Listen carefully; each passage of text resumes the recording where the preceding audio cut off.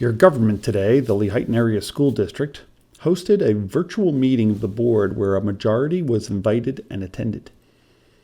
Yet, apparently, some were not invited and therefore were silenced.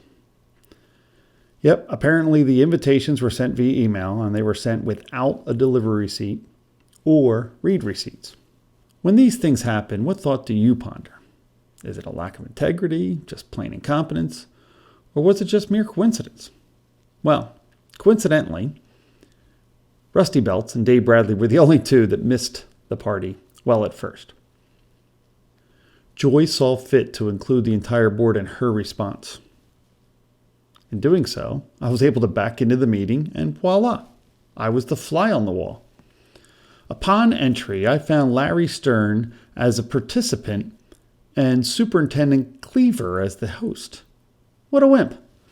The board president, your elected official, your public servant, and the one that the stakeholders can hold accountable, once again used a slippery, slimy move, effectively silencing the community, blocking our accountability.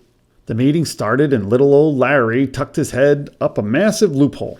He abdicated the control of the virtual meeting to the board's subordinate superintendent, his wife's boss. I would say unbelievable. But this is exactly what has been happening for years. Board members giving a blind trust and a big old rubber stamp to the very people they were elected to oversee. I find this completely immoral and totally corrupt.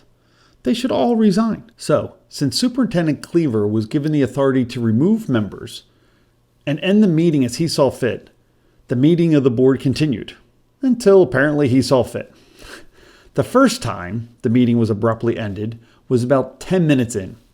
Rita had just admitted to doing these meetings with the superintendent, quote, for a couple of weeks. She mentioned it to Steve Holland's wife, Deanna, who was apparently helping Steve use the internet, and whoopsies. Yep, whoopsie. The meeting was ended. Super easy, barely an inconvenience. The directors admitted to other meetings, and this allegedly secret government meeting was compromised. So they shut it down. Waited a bit, and then they restarted it. Then came the second time it was shut down. You see, once the fly on the wall spoke, Larry was caught being stupid. Taking action of government in a private meeting like this would be illegal. And I warned Larry and the board. It is only fair that the public be given access to virtual meetings of a quorum of the board while they are deciding if and how to change policy concerning the use of virtual meetings. Other governments already outlined plans that ensured the public could participate properly. But not Larry. Apparently he arrogantly decided on the loophole, and he stuck his head right up there, past the neck and shoulders wriggling up to his waist. My spine could never contort like that. I have rigid principles. And as soon as it was realized what happened, boom! Host ended the second meeting. What do you know?